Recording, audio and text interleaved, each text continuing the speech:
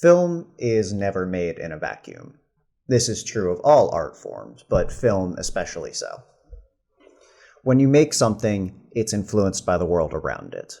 Looking at something like Charlie Chaplin's The Great Dictator, it couldn't have been made even 5 years after it had been premiered, let alone today. Charlie Chaplin himself said that had he known the full scale of what the Nazis had done, he couldn't have made fun of their homicidal insanity. But most films are set in at least moderately contemporary times. So what of things like the grand costume drama, the war film, the westerns, things that are made outside of their own period? Are they subject to the same idea of being influenced by the world around them? Yes, I would argue in that case. And one of those genres where I think it's most prevalent is both the comedy and the war film, especially when those two genres are matched together.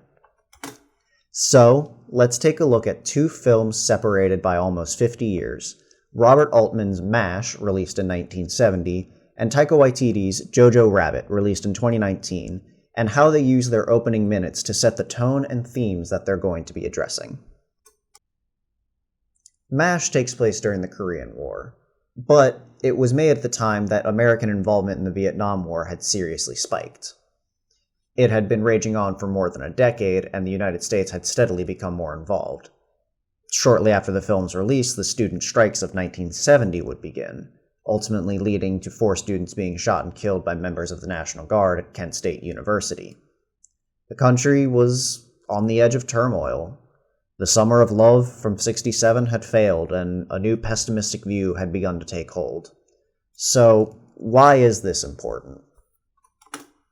Hawkeye, as a character, is representative of that lack of respect for authority. One of his first actions is to remove his captain insignia from his jacket, and then proceed to steal a jeep in order to reach the 4077 along with his fellow officer. As we get to know him more, we get to see things like him creating a still in his quarters, and how he treats the people around him.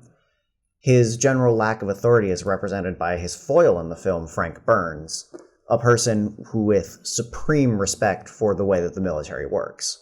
Hawkeye's view of this thing is that it doesn't matter. He was drafted. His input isn't important. He is the person looking down on the man telling him what to do. A direct response to the way that people were looking at things that were happening in the United States. After the film was released, Watergate was 2 years out, and respect for authority was something that was slowly dwindling with the times. So, if Hawkeye is a question to authority, what about the main character of Jojo Rabbit, Jojo Betzler? He is a representation of supreme trust of authority. Now, Taika Waititi is not an American director. He was born and raised in New Zealand. And this film, though released in 2019, actually had its first draft written in 2011, placing it between Waititi's Boy and What We Do in the Shadows. Now, this is important as the film doesn't deal exclusively with American politics. It also deals with the politics of New Zealand, a country which has its own history of incredibly racist problems.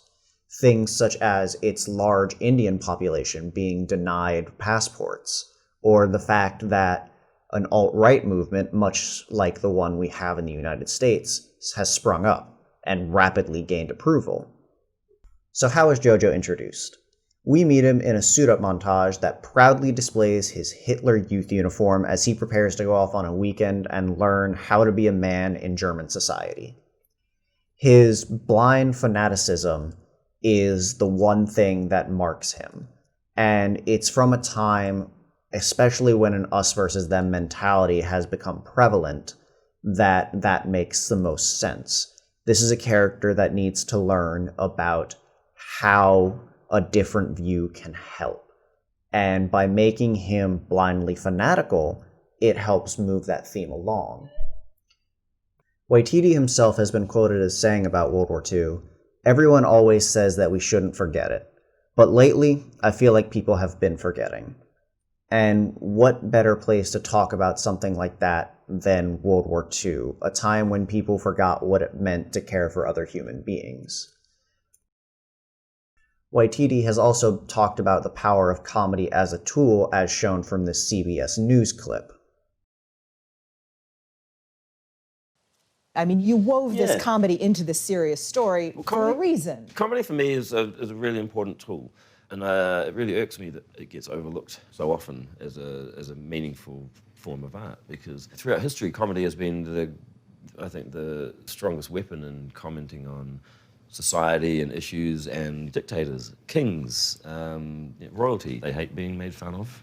When people make jokes about them, it drives them bananas. Waititi feels like he's picking up where Mel Brooks left off with the socially conscious comedy, talking about issues that pervade society as a whole. And with the state of American politics right now, I'm certain that has something to do with the film being made when it was. Waititi was given the choice to make whatever he wanted after Thor Ragnarok made $800 million at the box office. And I think, with the way things were, this seemed like the most apt choice of films to make for the time.